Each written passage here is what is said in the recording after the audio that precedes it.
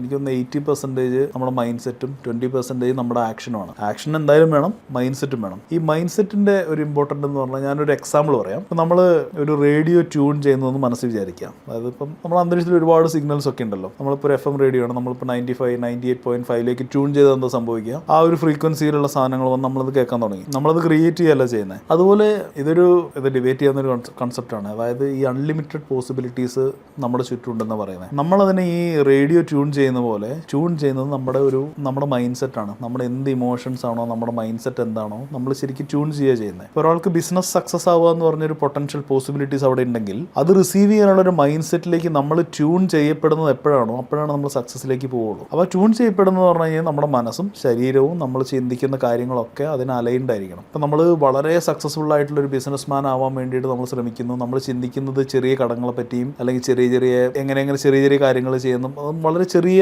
മൈന്യൂട്ടായിട്ടുള്ള കാര്യങ്ങളിലാണ് നമ്മുടെ ഫോക്കസ് എന്ന് വിചാരിക്കുക. അപ്പോൾ നമുക്ക് ഒരിക്കലും ആ ഒരു സക്സസ്ഫുൾ ആയിട്ടുള്ള, ഇപ്പോൾ നമ്മളൊരു അംബാനി അദാനി എടുക്കുകയാണെങ്കിൽ അവരുടെ ഒരു മൈൻഡ് സെറ്റ് നമുക്ക് ചിന്തിച്ചാൽ മനസ്സിലാവും. അവർ അതിൽ ഫോക്കസ്ഡ് ആയിരിക്കില്ല. അവരെപ്പോഴും പുതിയ വിഷനിലേക്കായിരിക്കും ഫോക്കസ്ഡ് ആയിട്ടുണ്ടാവുക. അവർ സ്റ്റേബിളായി ഒരു ലെവൽ കഴിഞ്ഞു എന്ന് നമുക്ക് പറയാം. പക്ഷെ എപ്പോഴാണോ നമ്മൾ ആ ഒരു മൈൻഡ് സെറ്റ് നമുക്ക് നമ്മുടെ ഉള്ളിലേക്ക് കൊണ്ടുവരാൻ പറ്റുന്നത്, അതായത് നമ്മൾ ഇപ്പോൾ ഇരിക്കുമ്പോൾ തന്നെ നമ്മൾ ചിന്തിക്കുകയാണ് ഞാൻ ഓൾറെഡി സക്സസ്ഫുൾ ആയിട്ടുള്ളൊരു ബിസിനസ് മാൻ ആണ്, നമ്മുടെ ഉള്ളിൽ ആ ഒരു ഫീലും ആ ഒരു ചിന്തയും നമുക്ക് ഇപ്പോൾ ഫീൽ ചെയ്യുകയാണെന്ന് വിചാരിക്കുക. ഞാൻ ഓൾറെഡി സക്സസ്ഫുൾ ആണെന്ന് ഫീൽ ചെയ്യാൻ തുടങ്ങി കഴിഞ്ഞാൽ നമ്മുടെ കംപ്ലീറ്റ് ഒരു എനർജി മാറാൻ തുടങ്ങും. നമ്മൾ വൈബ്രേറ്റ് ചെയ്യുന്ന മാറാൻ തുടങ്ങും. അത് നമ്മുടെ ആറ്റിറ്റ്യൂഡിൽ നിന്ന് മാറാൻ തുടങ്ങും. നമ്മൾ സംസാരിക്കുമ്പോൾ അത് മറ്റുള്ള ആൾക്കാർ പ്രകടമായിരിക്കും. ഞാൻ സക്സസ്ഫുൾ ആയിട്ടൊരു ബിസിനസ് മാൻ ആണെന്ന് മനസ്സിൽ ചിന്തിച്ചിട്ടുണ്ട് ഒരാൾ സംസാരിക്കുമ്പോൾ അയാൾ കൺവിൻസ്ഡ് ആവും. അതേസമയം നമ്മൾ ഫെയിൽഡ് ആയിരിക്കുകയാണെന്ന് നമ്മൾ ചിന്തിച്ചുകൊണ്ട് സംസാരിക്കുമ്പോൾ ആ ഒരു എനർജി അങ്ങോട്ട് ഇങ്ങോട്ട് പാസ് ചെയ്യുകയും ചെയ്യും. അതുകൊണ്ട് അപ്പോൾ നമ്മൾ ഓൾറെഡി ഫ്യൂച്ചറിൽ എന്താവണം, എനിക്കത് വേണം എന്നല്ല, ഞാനത് ആയി കഴിഞ്ഞു എന്നുള്ളത് നമ്മുടെ മൈൻഡിലേക്ക് ഉറപ്പിക്കാൻ പറ്റണം. എന്നിട്ട് നമ്മളത് ഇമോഷണലൈസ് ചെയ്യുക. അതായത് നമ്മൾ ആ ഒരു ഇമോഷൻ, അതായത് അത് ആയി കഴിയുമ്പം നമുക്ക് കിട്ടുന്നൊരു ഇമോഷൻ ഉണ്ടാവുമല്ലോ. ചിലപ്പോൾ ഒരു സന്തോഷം ഉണ്ടാവും, ചിലപ്പം ഒരു ഫ്രീഡം ഉണ്ടാവും. അതൊക്കെ നമ്മൾ നിലവിൽ